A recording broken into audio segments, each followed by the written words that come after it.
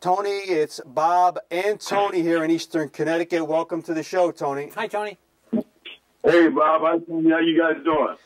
We're doing very well. And Tony, again, it's always a pleasure to speak with you. Happy New Year to you and your family. And Chris Mascaro sends his regards, Tony. Again, you've been very kind and a great friend of the show on Thursday night tailgate, the radio end of it. This is our sister show here, the TV show in Eastern Connecticut again, and we appreciate all your cooperation, Tony, for a long time. You guys do a great job. It's my pleasure to be with you, man.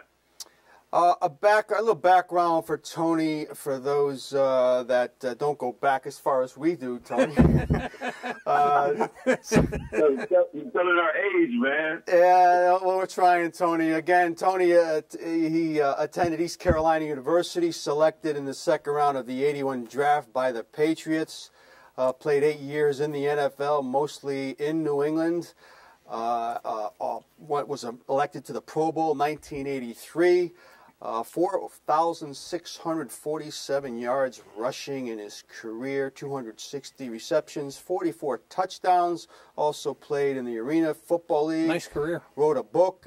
He's done it all, and it's our pleasure to have Mr. Tony Collins as our main guest tonight on Monday Night Sports Talk. And Tony, we normally start out our shows with our ex-athletes. We want to know about the sports you probably were involved as a kid and some of your sports heroes or favorite players that were around when you were growing up. Sports as a kid, I tried to play every sport I could, man. I played baseball, I ran track, played basketball. I wasn't really good in baseball. I was a better football player than anything. I ran track actually to get faster. I stopped playing baseball in the ninth grade to get a little faster when I got to high school so I can do a little better in football. But one of my sports heroes, man, I'm going really far back now, was Jim Brown, watching Jim Brown play at Syracuse.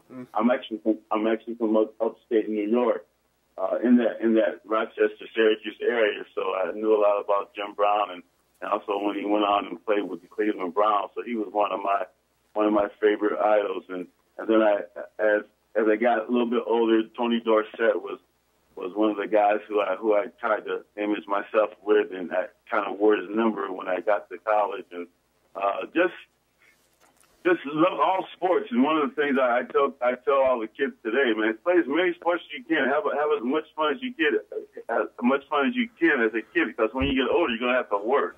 Yeah. That's for sure. Yeah, that's great. And again, Tony, he mentioned he was in New York in high school. Tony played on the 1976 New York State Class B champion Penn Yan Academy Mustangs. Right, Tony? Those are the days. 1976, high school champs in New York. And again, my father used to tell me about Jim Brown as a kid. Yeah. It was like a man playing against boys when he played football. Yeah. So he was the man and continues to be. And again, Tony, the '81 draft comes around, and I think I asked you on the other show, I want to know about your expectations on that particular draft day, and maybe tell us about your reaction when the Pats took you in round 2. Well, my agent had told me that I was going to get probably drafted in the 4th or the 5th round, but, it really didn't matter to me just as long as I got drafted. And I'm sitting in my apartment at college and watching the draft on my black and white 12-inch TV, waiting for the 4th or the 5th round to come around. And I went to a couple of combines that saw a lot of great players like Freeman McNeil and Kenny Easley and Lawrence Taylor and all those guys. And the first round went by, I see all those guys get drafted, and real happy for them and everything. And second round comes in, I'm still, anticipating the 4th or 5th round, but I'm still watching the draft because, it's pretty exciting. And the second round comes, and the New England Patriots has a pick in the second round, and the TV screen went to their table. And when they went to their table, one of the guys at the table wrote down the name Anthony Collins, and I'm thinking, is there another Anthony Collins in this draft?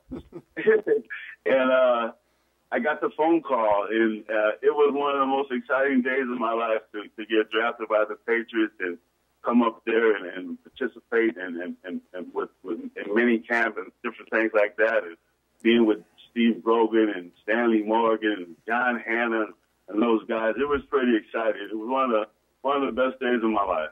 And one more before I hand you over to Tony DeAngelo. Tony, I mean, ironically, you had one of your better years during your rookie season. You rushed for 873 yards. You had 26 catches. You returned kicks.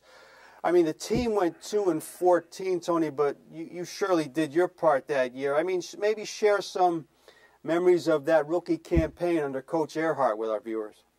That was rough, man. I was used to winning a lot, you know, from high school and East Carolina. We won a lot of games, and then going into the pros, when you go 2-14, I'm a team player. It wasn't too exciting for me at all. Being 2-14, but it was a great year individual for me. But as a team, we lost a lot of games. A lot of games we should have won that year, but. It was fantastic. When you coming up as a kid and you dream about playing in the NFL and day after day you work hard and you try to do what's right and make everything work your way, and then you see your goals come true, man. It's very rewarding, and I just thank God for the opportunity to play at the level that I played at. Again, we're on the phone with former NFL running back Tony Collins, and as we speak with Tony, we're showing collages of different parts and pictures of his career on the TV screen. Tony DeAngelo, questions for Tony Collins. Hey, Tony, it's Tony. How are you? Happy New Year, my friend. I was going to ask you, I'm old enough to remember, believe it or not, Raymond Berry as a player. I remember reading the George Plimpton books where it said that when he was a player, he couldn't see, and he was practically doing the pass routes by counting the steps, and Unitas would throw the ball to him. And just a guy of, like, supreme dedication. And then you have him as a coach. What'd you think of him? I thought he was probably one of the best coaches I had. I got coached in college. Pat died and went on to coach at Auburn. Was one of the greatest as well. But Raymond Berry, when Raymond Berry came there to New England, he actually changed our way of thinking. He before he got there, we had a few losing seasons and not so good seasons. Ron Myers came after Earhart, but when he came in, he did some things that a lot of the older veteran guys thought was kind of different. He would have the linemen recover fumbles and the linemen running with the ball and different things like that. We did a lot of fumble drills, and that year we actually led the league in turnovers. I do believe when we went on to the Super Bowl. But he was a man of faith.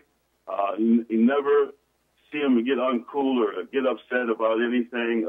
Just a great guy. One of the things we used to always kid with him, I know you said he couldn't see. I can't believe he couldn't see all those great catches that he had. But his fingers, he probably had like 4 broken fingers. Pitching the ball different ways, man. But he was just one of those coaches that, you wanted to play for, you would run through a wall for. And I just thank God for the opportunity to be able to be in his presence and to play for him. And we were talking before the show, Tony, about that 85 season. For you, again, a mixture of elation and disappointment. Just to make it to the Super Bowl, Tony, is what many players dream of. And then to lose like you did that year in the big game, I mean, how do you – I know how positive a man you are and what you do for a living these days. How do you choose to look back on that entire experience of 85 right now? Well, one of the things that I look back on is how we got to the Super Bowl. We were a wild card team that year, and we were on the road for every playoff game. Our first game, we went to New York, and we won that. They didn't expect us to win that. Then we went out all the way out to L.A. to the Raiders, and no one expected us to beat the Raiders in L.A. Went out there, had a great game out there, and beat them. And then the AFC Championship game was against Miami down in Miami. We hadn't beaten Miami, I think, in about 16 years down there. So, everybody thought we weren't going to win that game. And we really was that game was our Super Bowl game. We played a fantastic game. The coaches did a great job, but we came out. I think we beat them by probably like 3 or 4 touchdowns. And, it was just exciting to go that far, and nobody expected us to go that far. And when we got to the Super Bowl, Raymond Berry is a pretty neat guy. I do a golf tournament every year, and one year he came to one of my golf tournaments. This was years after the Super Bowl, and me, him, Stanley Morgan, I think it was Steve Grogan and Irvin Fryer, sitting at the dinner table at a restaurant, and he actually told us that we were outmatched, and that's the first time I've ever heard him say that we were outmatched. That 46 defense that the Bears had was before their time. They had the players to play it. They had the coaches to coach it, and it was a defense that was. I really, to be honest with you, and I still watch a lot of football. I haven't seen a defense, come close. Seattle maybe came close maybe last year, but I haven't seen a defense come close to match the players, the personnel that they had, and the scheme that they had. But again, I always tell everybody who talks about how bad we got beat, I always tell them, man, well, we got beat bad, but we got there. Some players never got an opportunity to play in the Super Bowl, so I did get an opportunity to play in. Yeah, that definitely sounds like Tony Collinsism. So, I was talking here to Tony and his wife before the show, and I mentioned the '86 year where you caught 77 balls out of the backfield. Tony, that's a remarkable number. It is. In fact, you combined with Stanley Morgan that year, Tony, 161 receptions. 2 guys. My question, Tony, why such a high figure for a running back that year? Was that a priority in the offensive scheme, or did they just decide to take advantage of your receiving talent? Yeah, and your speed. I think one of the things that what happened that year, and we were trying to. We had a good rushing attack. Craig James came in that year, and actually Craig James was he was the fullback, and I was the halfback. But Craig really couldn't block as well as I could block, so I took on the blocking role that year as well. But coming out of the backfield was one of the things that I loved to do, to come out the backfield and catch passes. And playing that role, I didn't get as many carries as I wanted to that year. But again, I was a team player, and whatever I could do to make us get into the end zone or win the game, I was all about it. So one of the things we thought we could do very well is those short routes, and we had a lot of great receivers, Stanley Morgan and Irvin Fryer for the deep threat. Yeah. And I always had good hands, and they kind of they recognized that, and I was just being a team player. Just whatever you need me to do, I wanted to do to help us win. So that's how that pretty much went. Yeah, it worked. Some amazing offensive talent on that team. Tony, question. And Tony, you're not shy about the fact that you had your ups and downs personally, in and out of the game, the issues that you overcame. And we turn on any media today, and it's just a question of what college football player, what NFL player is doing what to whom, and the names go on and on and on and on to the point where you almost become numb. If you were lecturing these guys, and if you wanted to tell them, as the old people would say, what would you tell them? Well, here's the thing. Life is all about choices. The better choices that we make, the more opportunities we're going to receive. And one of the things that I did as a kid, I made a choice to try to be the best football player that I could possibly be. And I tell kids all the time when I go out and I speak that in order to be the best at what you do, you can't do what everybody else is doing. And some of the things that these guys are doing today, we see guys making the same mistakes over and over and over again. And it's all about choices that you're going to make. And the choices that you make, you got to understand, when you make a choice, it's not all about you. Some of the choices that you make are going to affect a lot of people. It's going to affect your wife or your mom or your dad or your brother, your sister. different things like that.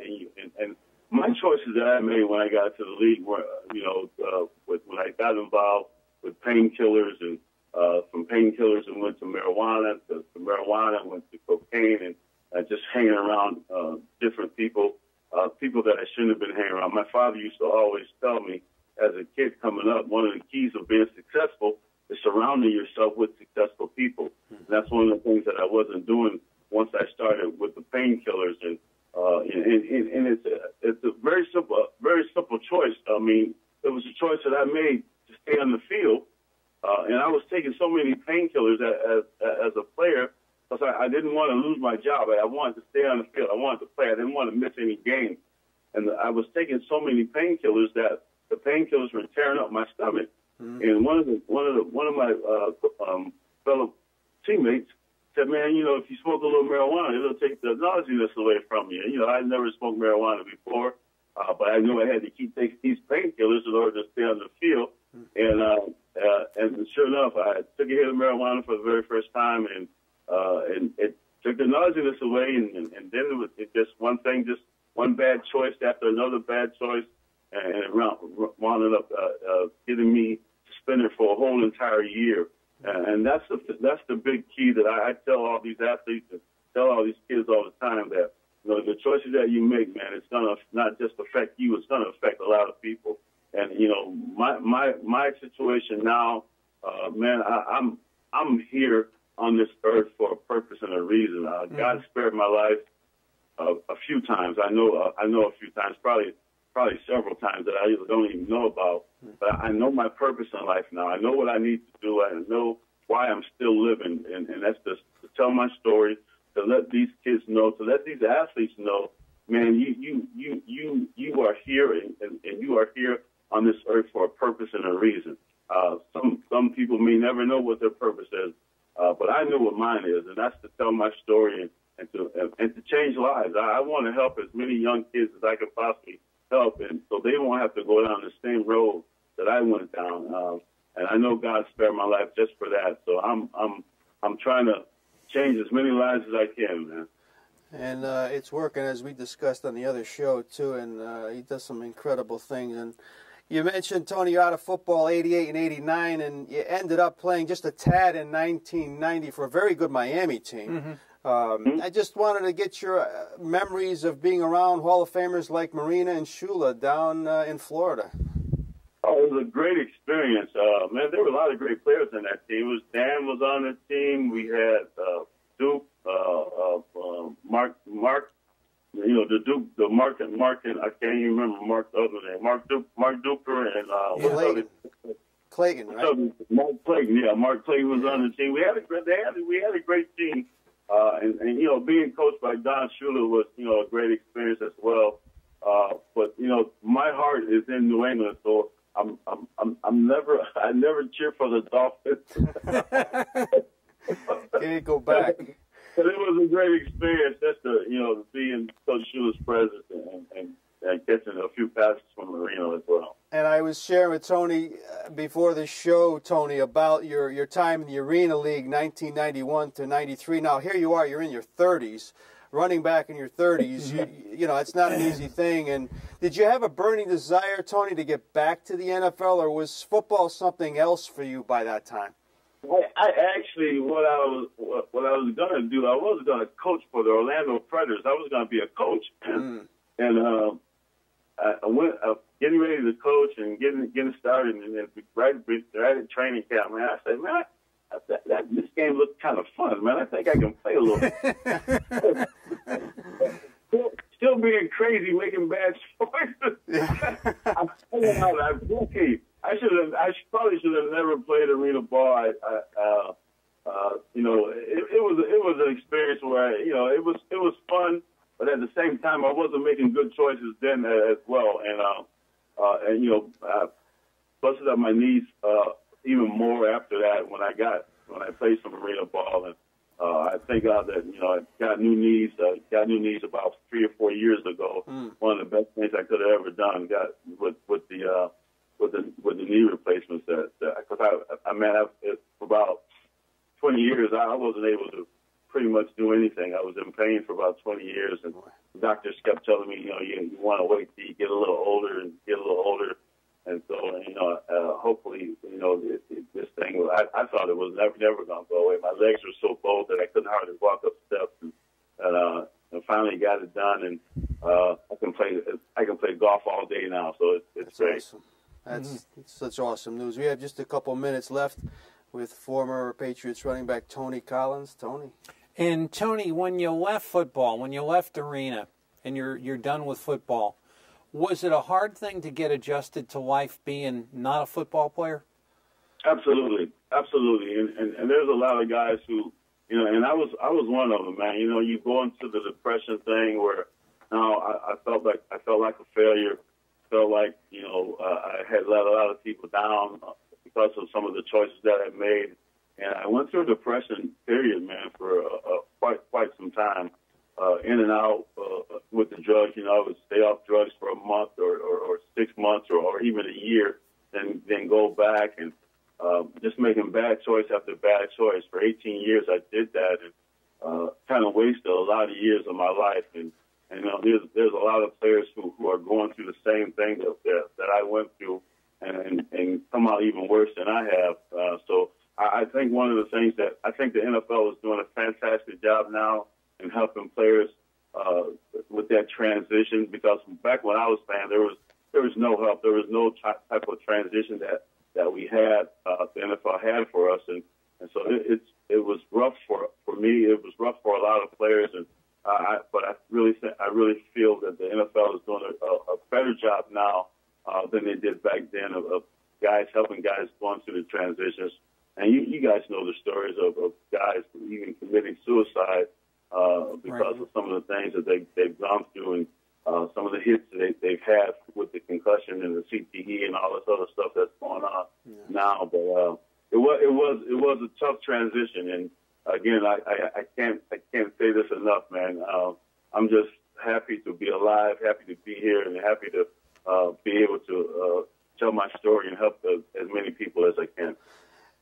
And just piggybacking on that, Tony, your book, Broken Road, are the themes in that book basically are what you've been talking about tonight? And tell us your reasons for writing it. Well, again, like I said, I wasted 18 years of my life. One day I was actually at a job working. I thought I was going to be working with kids, and I wasn't working with kids. I was on the phone all morning, and I was going to make a choice to leave the job. I wasn't going to come back for lunch. And when I went to lunch, I went to McDonald's. I ordered a number one, a Big Mac, order of fries, and a high-C drink. And when the lady gave me the high-C drink, something on the inside said, man, you need to go back to that job. It's your first day on the job. You can't quit the first day. And I wanted to quit. And so I made a choice to go back to that job. And when I went back to that job, I was living in Miami at the time. I went back to that job, got back on the phones, didn't want to be on the phones. My coworker that was sitting next to me, he didn't want to be there either. He left his phone, and his phone was ringing. It wasn't even my phone, but his phone was ringing, and I made a choice to pick up his phone. Now, the other end of that phone was this lady from San Antonio, Texas. And I tell people all the time, the best choice I've ever made in my life was to go back to that job and pick up that phone that I shouldn't even have picked up. And on the other end of that phone was this lady from San Antonio, Texas. As we started talking, and man, she told me about her son. I had a son getting ready to go off to college, and she started bragging on her son. I started bragging on my son. So we go back and forth. And as a gentleman I was kind of flirting a little bit with her. I said, here, take my cell phone number and call me. I didn't think she was going to call me, but she did. And she called me, and we started talking. We had a relationship over the phone for about 3 months before I had even met her. She started emailing me T.D. Jakes and Joel Osteen and different things, everything positive every single day. And she changed my way of thinking. And that's what I do. I want to change these kids' way of thinking. There's a lot of kids out there that, think that, their way is the best way. And, a lot of kids that don't know, because of their situation of their inner city, a lot of inner city kids, the only thing they know is the drugs and selling drugs and trying to get over. And, we see it every day. Kids are killing kids, and it's just a shame but we got to change these kids' way of thinking, and that's what I try to do. And I know for a fact that God has spared my life for that purpose, and I try to do my best to help as many kids as possible. And that feeling of satisfaction, Tony, you get when you speak to a group of youngsters or even adults these days and say that you find out ultimately that you said something or you truly made a positive difference in that person's life, that probably trumps anything you ever did on a football field. It's better than going to the Super Bowl, man. Yeah, that's there you great. go. Yeah, that's great. Better than going to the Super Bowl. You just don't know the feeling that I get when a kid gives me a call and says, "Man, thank you so much for coming and talking because you really helped me." And parents calling me and said, "Man, I don't know what you did with my son, but he has changed his way." And that's what it's all about. You know, it's all about giving back and helping as many people as possible. Tony, final question?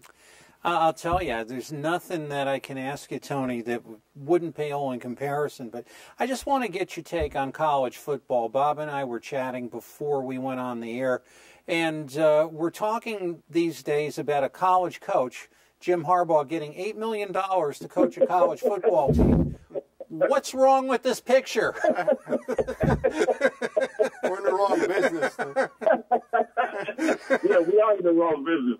I tell you, man, you know what? It's a shame that these college players, they lay on the line. I mean, that step from college to the pros, man. Those hits that they take on that college level is too much different than the pro level. Mm-hmm. And I really feel that they should come with some type of situation where these kids can, I hate to say get paid, but I don't know what they can do because, these kids are putting their lives on the line. And, you got to coach. And,